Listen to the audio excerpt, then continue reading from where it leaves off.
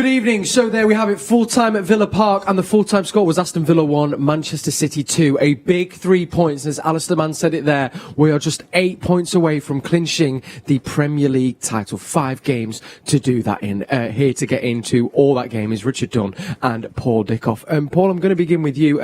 It was quite the steady second half, but how just important are those 3 points and the performance that City have given today?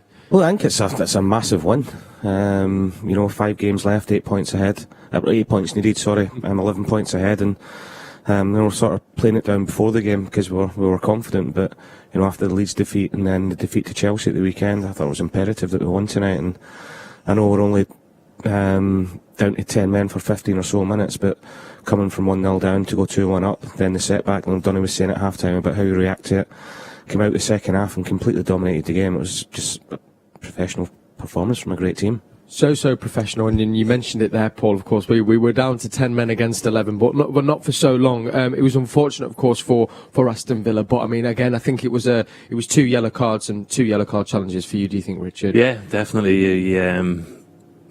They came out probably full of energy, full of hope that they could go and press City and put them under pressure, and he made 2 challenges which were yellow cards, which resulted in the red, and it evens the game up. I'm sure the way that City played with 10 men in the second half, it's just, Villa would have thought they had 12 men at times because they just passed it so well. I think they made over 700 passes in the game, so it's incredible. And the movement and the fluidity of how the players rotate around the pitch, it's incredible to watch. And they dominated tonight. They never really looked in much danger when it went to 10-10, and it was a big win, like Dickie says, because as much as you know that City can do it, it's about actually getting over the line and getting those points. And we said before about this team knows how to win trophies, and they showed today they know how to win games in difficult situations. They really do. And speaking of those difficult situations, Paul, again, I mean, for ex-players as well, seeing how Manchester City players keep the ball, as you said there, over 700 passes with a man down on the pitch. It's not normal, is it really, to the way we conduct ourselves in our game management and how we do it and the way we play? It's not normal. I joked at half time and said it's probably leaving it up for Aston Villa now that we're down to 10 men, but they just keep the ball with ease. They never panic. If it's not on to go and create a chance, they don't force it. They just make sure that they keep recycling the ball, and everybody wants the ball, and everybody's as comfortable on the ball as they want. And for Aston Villa tonight, I've seen John McGinn at the end on his knees lying down, absolutely shattered. He's one of the fittest players in Aston Villa's team, but he was just ended up chasing shadows all night. And whether it was 10 men or 10 against 11 or 10 against 10, I can't even remember Ederson having to make a save or touch the ball even at times. All of that dominant right throughout the game. We were indeed. Was there any single play that you'd maybe single out, Richard? I think a couple of people seem to turn up today, but was there any personal favourites for you out of the City players? I think the easy one to look at is Foden. When you're down to 10 men, you need somebody with energy who can move around, who can help out defensively, who can do everything, and he can do it.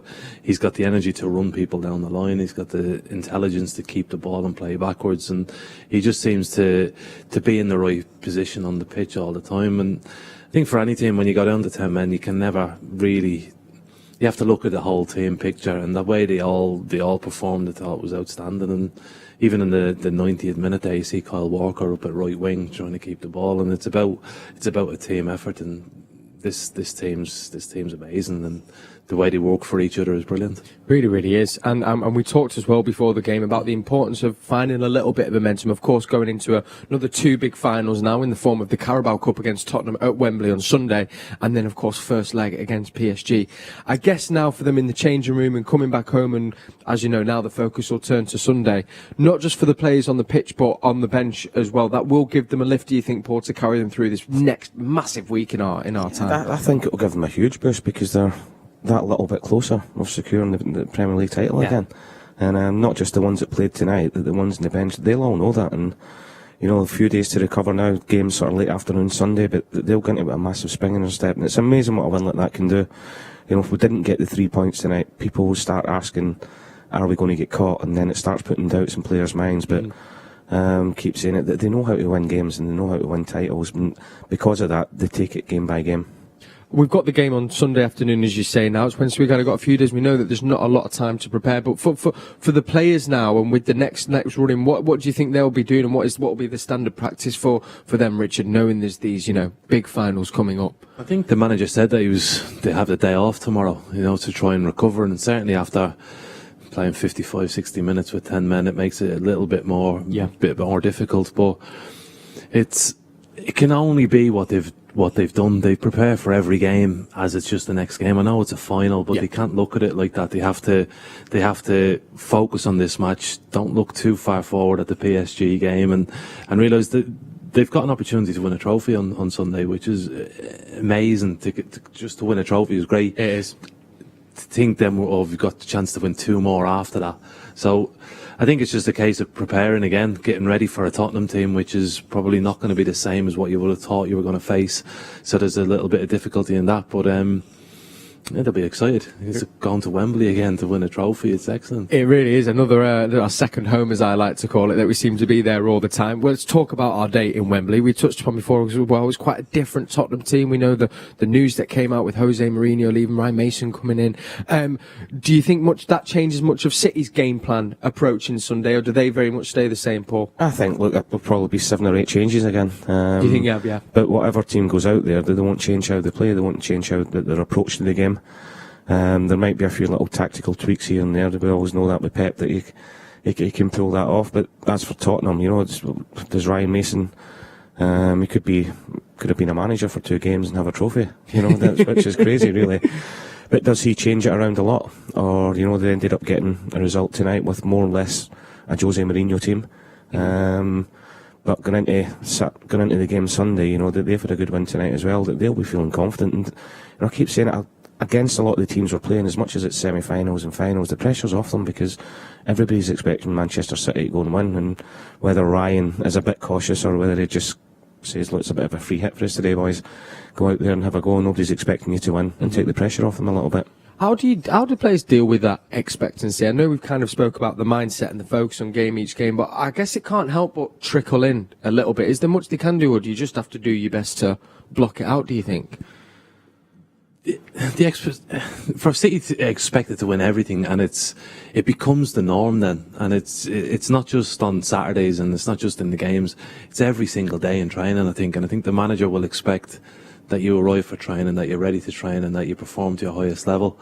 So Saturdays almost become easy because that's just what we do. They just arrive, they do these things every day, and they try and reach a level of perfection almost. And you see it when they play matches on a Saturday, that they're so good, there's so few errors in the team that it's almost like the game's the easy part for them. What they do in training must be difficult to be so fluid in what they do at the weekends. Yeah, of course. And off that then, and this is like, I'm going to open this to you both. We know you say he's probably going to ring the changes, but off, maybe the last couple of games of today, are there any players you think that are in maybe key to playing against Tottenham come Sunday for you, Paul? For me, it's Phil Foden.